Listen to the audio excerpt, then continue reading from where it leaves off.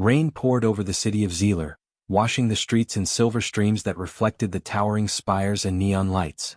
The storm had been raging for hours, but no one noticed except a few hurried citizens clutching cloaks and umbrellas. Down in the lower levels, where the city's engines roared and hissed, the air was thick with metal and oil. The lights flickered, showing shadows that moved like ghosts along the walls. Rovan Hale, a human salvage engineer, walked quickly through the narrow tunnels.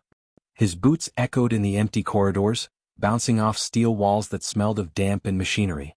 He was not supposed to be down here alone. Humans were rare in this part of the city, seen as reckless, expendable, and short-lived. But Rovan liked the quiet and he liked the work. Today he had been sent to check a failing power node, but as he followed the hum of energy through the pipes, he sensed something else. Something alive. The sound started soft, like a low sigh under the roar of machinery. At first, Rovan thought it was just the wind or a misaligned valve. But as he walked further, the sound grew stronger. It was rhythmic, deliberate, heavy. Not mechanical at all. His stomach tightened. The hum turned into a low groan, echoing through the massive chambers below the city. Rovan paused at the edge of a wide pit.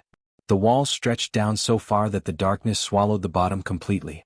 He had read the old legends as a child. The Queen's beast lived in this pit.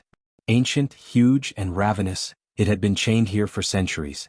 People whispered that it could devour armies in minutes if it were free. But most said those stories were just warnings to keep the curious away. Rovan had always thought the tales were exaggerated.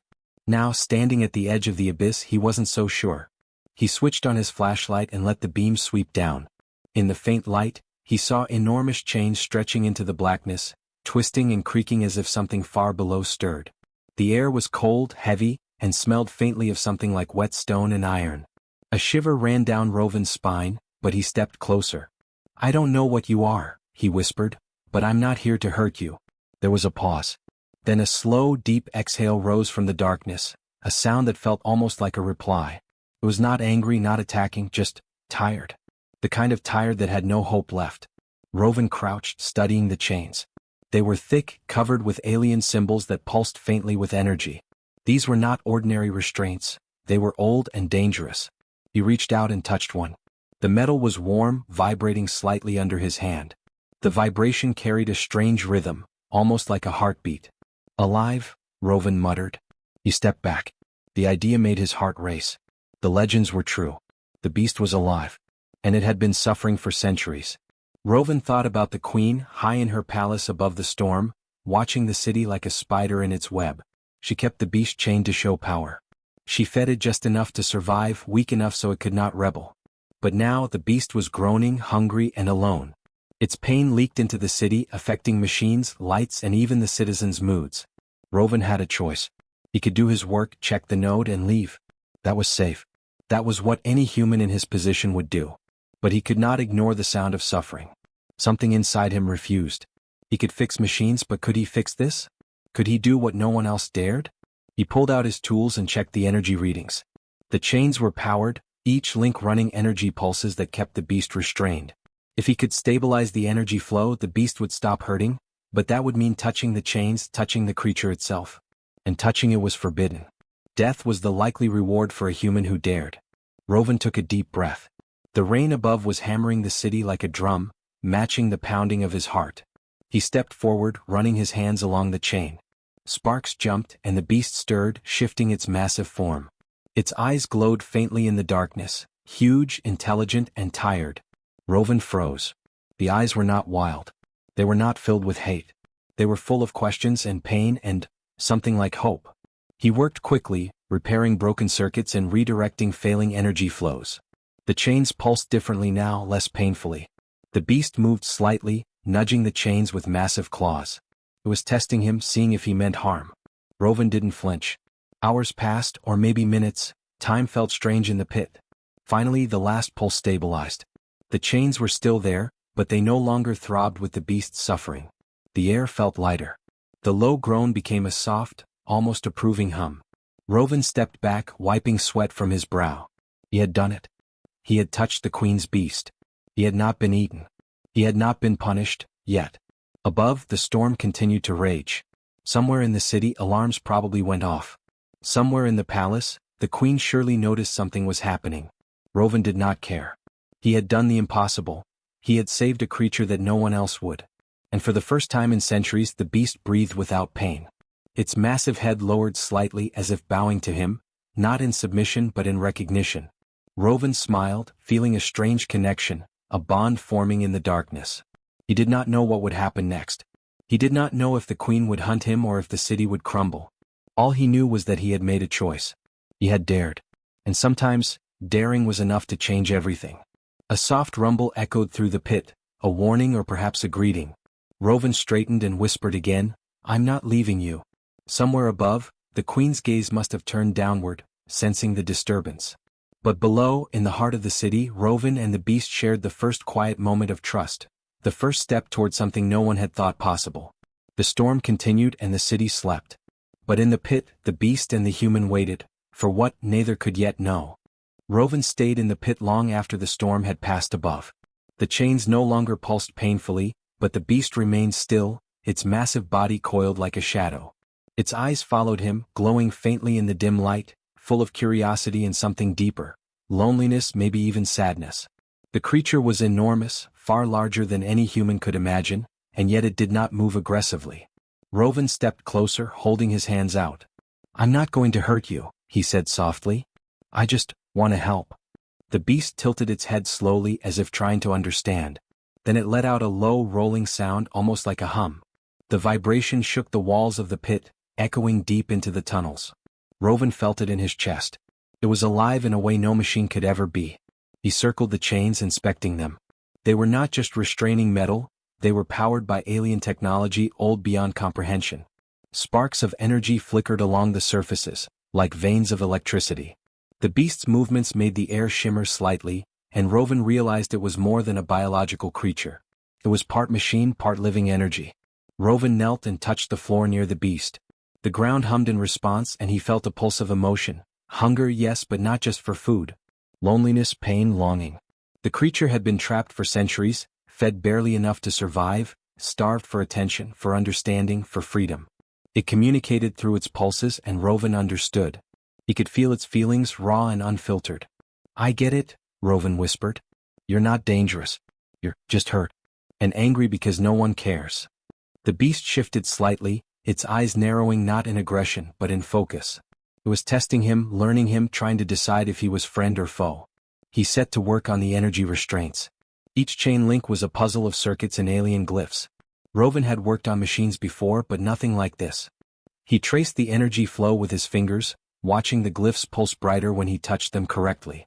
Each small repair made the beast stir less violently, its massive body settling closer to the floor.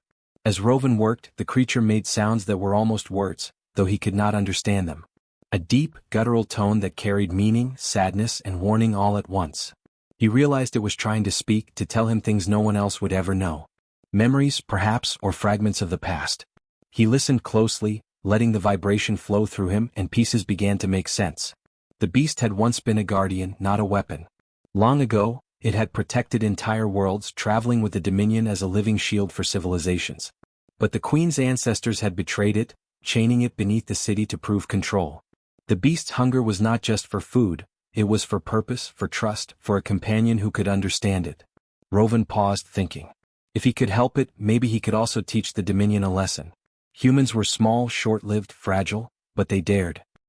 He was beginning to understand why the beast had not attacked him yet. Humans acted differently. They risked, they helped, even when danger was clear. No other creature, no other alien had done what he was doing. He fixed another circuit. Sparks flew briefly and the beast's head shifted closer, its glowing eyes fixed on his hands. Rovan felt its heartbeat through the floor, slow but steady, and he knew it trusted him more than anyone alive above the city. The thought made him smile. This was not just a machine or a weapon. It was a thinking, feeling being, and it had chosen him. Suddenly a ripple ran through the chains. The beast let out a deep, resonant growl that shook the walls. Rovan froze. Something had changed. The creature was not threatening him, it was calling out, sending a signal. The vibrations were stronger, almost commanding. It wanted something, needed something. Rovan understood. It was asking for freedom, not just relief. He looked around at the pit. There was no way to release it fully without being noticed. The Queen's enforcers would never allow it. But maybe he could buy time. If he stabilized the energy and kept the chains from hurting the beast, he could gain its trust completely. And trust was the first step toward freedom. Rovan spoke softly. I can't let them hurt you anymore. I don't care what they say. I'll help you. The beast made a low, vibrating sound, almost like a sigh of relief. Its enormous head moved closer, brushing the floor near him. Rovan reached out cautiously, letting his hand hover over its glowing eyes. A pulse of warmth radiated from the creature, and he realized it was testing him, feeling him, understanding him. Hours passed in silence, broken only by small clicks and hums of repaired circuits. Rovan felt the energy stabilize. The chains no longer pulsed painfully. The beast moved freely within its boundaries, coiled like a giant, sleeping serpent, aware but calm. Its hum was steady now, almost musical. Rovan leaned back on his heels, exhausted but exhilarated. He had done something no human, or alien, had done in centuries. He had touched the Queen's beast. He had made it trust him. And in return, it had begun to share its thoughts, its memories, its hunger for freedom, and its strange, lonely heart. Outside, the city above slept under the storm's fading roar. Inside the pit, in the shadow of chains and legends, a bond was forming. A human and an ancient creature, connected by empathy, courage, and reckless hope. And neither of them knew yet how far that bond would go, or how much danger it would bring. Rovan whispered again, almost to himself, You're not alone anymore. Not while I'm here. The beast's pulse responded, steady and strong, almost like an answer. The pit was silent except for their shared rhythm. Hunger still lingered, but it was no longer just pain, it was promise. Something was beginning to change, and the city above would soon feel it. Rovan had been working in the pit for hours, repairing the chains and stabilizing the energy that held the beast. The massive creature no longer thrashed or groaned in pain. Instead, it lay coiled like a sleeping mountain, its glowing eyes following him wherever he moved. The bond between them was growing. The beast trusted him, and Rovan felt a strange confidence he had never known. He had faced danger before, but nothing like this. Far above, in her palace of shining towers, Queen Seralith watched the energy readings spike. The sensors she trusted showed the chains pulsing differently, almost gently. Something had changed in the pit. Her fingers tightened around the edge of her throne as she leaned forward, her eyes narrowing. A human, she whispered, is touching what no one may touch. He dares, and he survives. Rovan did not notice the Queen's attention yet. He was focused on the last set of circuits, the ones that controlled the restraint's main nodes. Sparks flickered as he worked, and the beast stirred, low vibrations echoing from its chest. Rovan could feel the creature's curiosity and cautious hope. It seemed to understand that he wanted to help, not harm. Suddenly, alarms rang through the tunnels. Red lights flashed across the walls. Rovan froze. Above, the Queen had sent enforcers, elite soldiers armed with weapons designed to harm even the largest creatures. They would descend into the pit any second. He looked at the beast. Its massive head shifted toward the sound, eyes narrowing, sensing the threat. Rovan realized he had little time. He had to act quickly. He shouted over the alarms, Stay calm. I'm not leaving. The beast gave a low growl, almost in agreement, but it remained coiled, waiting for his signal. Rovan ran to the nearest control panel and rerouted some of the energy. The chains hummed, less painfully, giving the beast more room to move without triggering alarms. The first group of enforcers appeared at the edge of the pit. They wore armored suits that glinted in the dim light. Their weapons glowed with charged energy, meant to incapacitate or kill. But the beast did not attack. It simply lowered its massive head and watched. Rovan stepped forward, standing between the soldiers and the creature. This is not a weapon, he shouted. It is alive. It is not dangerous to those who mean no harm. The enforcers hesitated, confused. No human had ever spoken with such confidence near the beast, let alone touched it. Their training told them to fire, but something in Rovan's stance made them pause. From above, Queen Seralitha's voice boomed through the pit speakers. Stop this human immediately. He defies me. He must be destroyed. The soldiers flinched, but they still looked uncertain. The beast stirred again, letting out a long, vibrating sound. It was not aggressive but commanding. The vibration traveled through the floor, making metal and circuits hum in response. Rovan realized the beast was communicating. It was telling the enforcers to wait to see reason. He stepped closer, raising his hands in a gesture of peace. He is not your enemy, he shouted again. We do not need to fight. Some of the soldiers lowered their weapons, watching the massive creature in awe. Others looked at Rovan with disbelief. How could a human be so fearless? So reckless?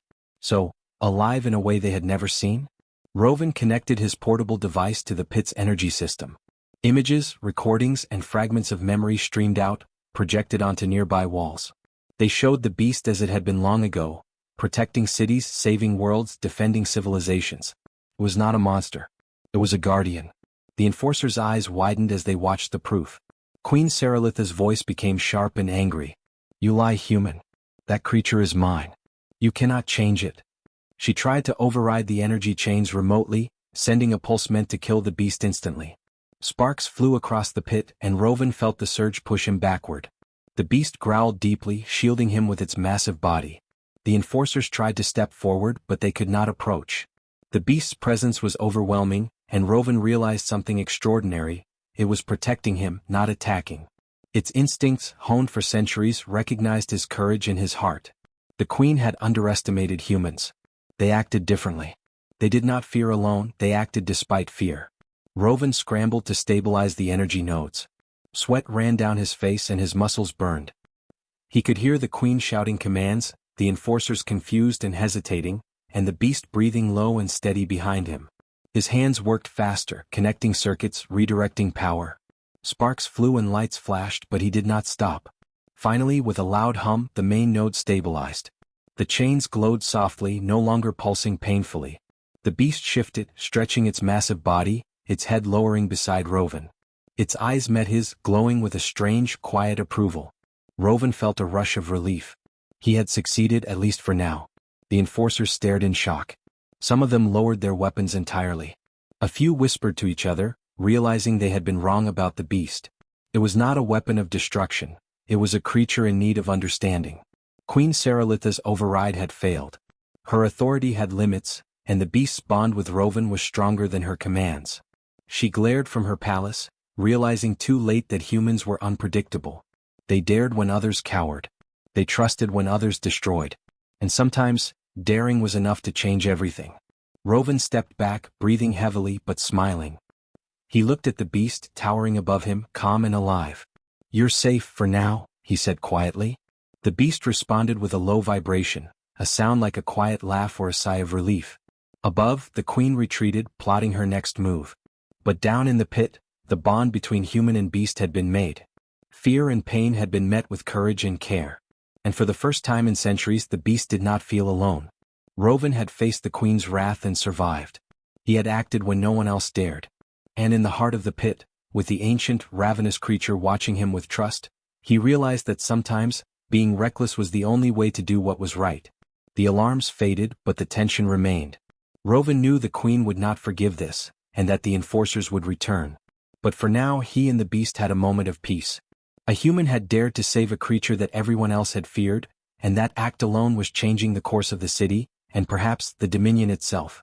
The pit fell silent except for the low hum of the beast. Rovan stood beside it, small but fearless, and for the first time he felt truly alive. Rovan stood in the pit, breathing heavily. The beast was beside him, calm but alert. Its massive head lowered near the floor, glowing eyes fixed on him as if watching his every move. The chains no longer hurt, and the creature could move more freely than it had in centuries. Yet danger still lingered. Above, Queen Saralitha's fury was growing. Her enforcers would return, stronger this time, and she would not accept disobedience. Rovan looked up at the faint lights far above. He knew the queen believed she controlled everything. But she had forgotten one thing: humans were unpredictable. They did not always follow rules. They acted when others hesitated. And right now, Rovan had a plan that no alien machine, no ancient chain, and no queen could stop. He reached into his bag and pulled out a small communication device. With a few adjustments, he broadcasted the pit's recordings to the entire city. Images of the beast's memories, moments from centuries ago, filled the walls of the lower levels. The citizens of Zealer could see it all: the beast protecting civilizations, saving countless lives, and acting as a guardian rather than a weapon. The reactions were immediate. Messages of shock, disbelief, and admiration spread through the city's network. Machines that had faltered under the beast's pain began to stabilize. Lights flickered back on, and energy nodes hummed in harmony. The citizens realized the queen had kept the beast in pain for her own control, and their fear of the creature turned into curiosity, then respect. The first wave of enforcers arrived, weapons ready, eyes cold. But when they saw the changes, some hesitated. The beast's eyes glowed brighter, its massive form uncoiling slightly. It was calm but powerful. It could destroy them if it chose, but it did not. Instead, it waited, trusting Rovan. Rovan stepped forward, holding his hands high in a gesture of peace. "It is not a weapon," he shouted over the alarms and hum of energy. "It protects. It does not destroy. You have been lied to."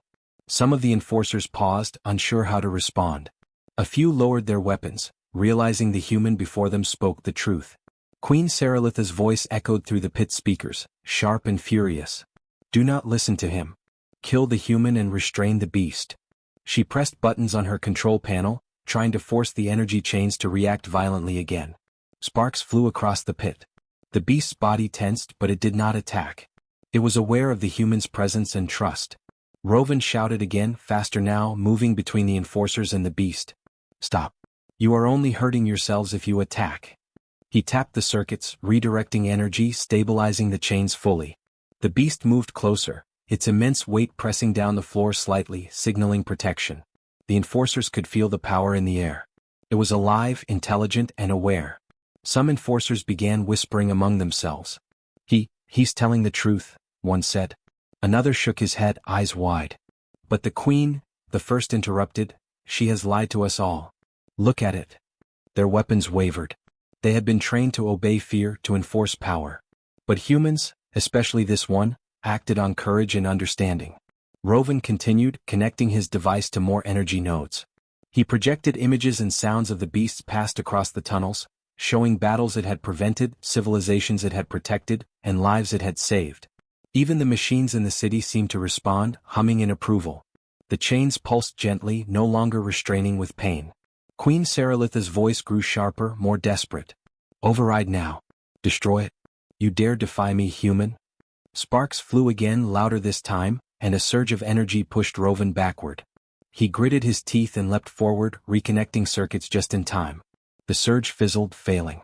The beast moved, shifting closer to him, lowering its massive head in acknowledgement. For the first time, Rovan realized the truth. The beast's systems were designed to respond to empathy, not authority. The queen's control worked through fear and dominance. But humans, with their reckless courage and emotion, could override even the strongest commands. Rovan was living proof. He stood beside the beast, chest heaving. "You will not control it," he said quietly, speaking to the queen as much as to the creature. "It chooses, and it chooses trust, not fear." The beast responded with a low vibration, almost like agreement. Its enormous head rested near him, glowing eyes steady. The enforcers began retreating slowly. Some whispered apologies, realizing their mistake. Others simply stared, unsure how to react. The citizens in the tunnels, watching the projections, murmured in amazement. A human, small and fragile compared to the queen's power, had dared to act. He had dared to save a creature everyone feared. And in doing so he had changed everything. Queen Saralith sat in her palace, fists clenched. Her commands had failed. Her control was slipping. She realized finally that humans were dangerous not because they were strong, but because they dared to act when others would not. They trusted when others destroyed. And sometimes trust was more powerful than chains, more powerful than weapons, more powerful than fear. Rovan looked up at the glowing eyes of the beast. "We've made it this far," he said softly. "But it won't stop with us. They'll come again." The beast let out a low hum, a sound of calm confidence. It was ready to face whatever came next as long as Rovan was beside it. For the first time in centuries, the beast was free in its mind, if not fully in body. The energy chains were no longer a prison, they were a choice. And in that choice, the city saw something new. A human who refused to bow, a creature who refused to be broken, and a spark of hope that could not be controlled. The pit fell silent, save for the hum of stabilized energy and the deep breathing of the beast. Rovan stood tall, knowing the queen would return with more force. But he had learned something important. Humans were unpredictable, reckless, and daring. And sometimes that was enough to change the world. Together, human and beast waited. And together they were ready to face whatever the Dominion would send next. Rovan stood in the pit beside the beast, watching the glow of the energy chains fade. The creature stretched, massive limbs coiling and uncoiling, its eyes calm and steady. For the first time in centuries, it moved without pain. The human had dared to touch it, to trust it, and the bond between them was unbreakable. Above, Queen Saralitha's fury had turned to frustration. She could not understand how a single human had defied her control. Her enforcers had failed, her commands ignored, and the beast, which she had kept chained for generations, had chosen differently. She realized too late that power alone did not rule all beings. Courage, trust, and daring did. Rovan knew this was only the beginning. The Dominion would send more soldiers, more threats. But he also knew something else. The beast had remembered what it once was, a protector, not a weapon. Its instincts were aligned with life, with balance, not destruction. And now, it trusted humans, the unpredictable, reckless species that acted with heart rather than fear. He crouched near the massive head of the beast, feeling the low vibrations that radiated like a heartbeat through the pit. "You're ready?" he whispered. The beast exhaled, the sound rolling like distant thunder. It lowered its head, brushing the ground near him. Rovan smiled. This was more than trust. This was partnership. The city above began to change as well. The citizens who had once feared the beast now saw it differently. The projections Rovan had broadcast showed its true purpose, its history of saving worlds, its loyalty to life itself. Machines in the tunnels stabilized further, and systems that had failed for years now hummed in harmony. People whispered, pointing at the pit, wondering who this human was and what he had done. Rovan did not seek fame. He had no desire to rule, no need for power. He wanted only to protect what could not protect itself. The beast had chosen him, not the other way around. He understood that this was a bond of mutual respect, of courage met with understanding. Humans were fleeting, short-lived, but they dared when others would not. And that daring had saved not just one life, but perhaps the balance of the entire city. Queen Saralith retreated to her palace, seething but powerless. The beast had refused her commands, and the human had refused to yield. She had underestimated both. She realized that her control depended on fear, and humans did not always obey fear. Their courage was unpredictable and sometimes unstoppable. Rovan looked out over the pit, imagining the stars above the city, shining faintly through the storm clouds that had passed. He thought of the dominion beyond, the worlds that the beast had once protected. Now humanity had a new reputation, reckless, brave, daring to act when all others would hesitate. The galaxy would remember humans not for their strength, but for their courage, for their ability to trust and act against impossible odds. The beast shifted closer, resting its massive head beside him. Its glowing eyes met his, and in them, Rovan saw a reflection of determination. The centuries of pain, the chains, the neglect, all of it had ended because one human had dared to act. It was more than survival. It was proof that action born of empathy could overcome control and fear. Citizens began to gather around the pit, their whispers turning to awe. Machines hummed, lights stabilized, and for the first time in centuries, the beast moved freely without chains cutting its strength. It had been restrained for power, for fear, but it had remembered its true purpose: to protect, to balance, to stand with those who deserved trust. Rovan stood, brushing sweat from his brow. "We've done it," he said quietly. "You're free in every way that matters." The beast responded with a low, vibrating sound, a sound of agreement or perhaps contentment. It lowered itself fully to the floor, letting him see the full magnitude of its form, its calm and steady presence. The Dominion would come again. There would be questions, threats, and attempts to reclaim control. But for now, humanity had proven something powerful. Fear did not rule humans. Courage did. Trust could defeat chains. Action could defeat control. And in the heart of the city, a human and an ancient creature had changed the balance of power forever. Rovan did not seek recognition. He returned to his work in the tunnels, repairing systems, helping machines, and quietly building trust where he could. The citizens learned to respect the beast, not as a weapon but as a guardian.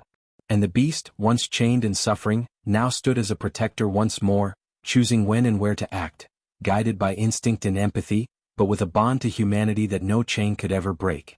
Above, the queen watched from her palace, realizing that some things could not be controlled. The universe was bigger than fear, stronger than power, and filled with life that could act in ways she could not predict. Humans, short-lived as they were, had dared to touch the impossible, and in doing so, had reshaped the city, the beast, and perhaps the destiny of the Dominion itself. Rovan glanced up at the glowing eyes of the beast and whispered, "We've made a new path. Let's see where it takes us." The beast responded with a low, gentle vibration. Together they moved through the pit, not as master and servant but as partners. And for the first time, the city, the beast, and humanity felt a balance that had not existed for centuries. The pit was silent except for their shared rhythm. Above, stars shone faintly through the clouds. The city slept. Machines hummed. Citizens whispered of courage and trust. And a human and an ancient guardian walked side by side, a new balance rising among the stars.